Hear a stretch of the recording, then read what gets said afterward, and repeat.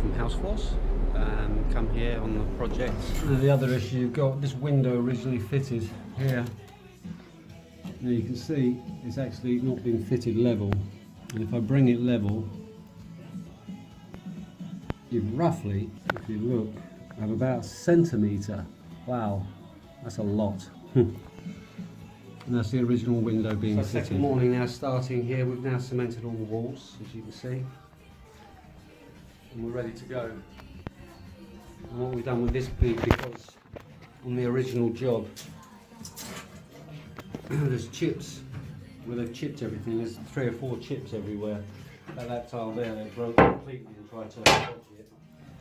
So we're using an overhang bead. As you can see here, it's got a lip on it. So we cut into the wall. We can then push the bead over the original tile to hide any chips being created by the previous builder. And what you see basically is a very small 2 or 3 mil piece of beading here, but it hides, and then you bring the new tile to this. That's the best way of hiding that.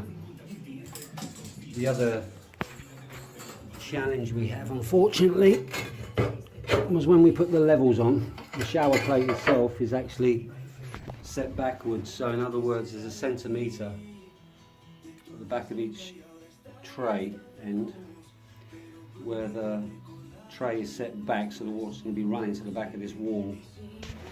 There's literally a centimetre difference. If I was to bring it where that tile is supposed to come, you can see literally I have to cut, and then it gets lower as we get to the other end. And then we'll tile out from the centre of the window, because this is a focal point window. It's bang in the middle. You've got 50 centimetres either side roughly, give or take. So we take the focal point being the centre of this window and we tile to the window, because that's the first thing you're going to be seeing.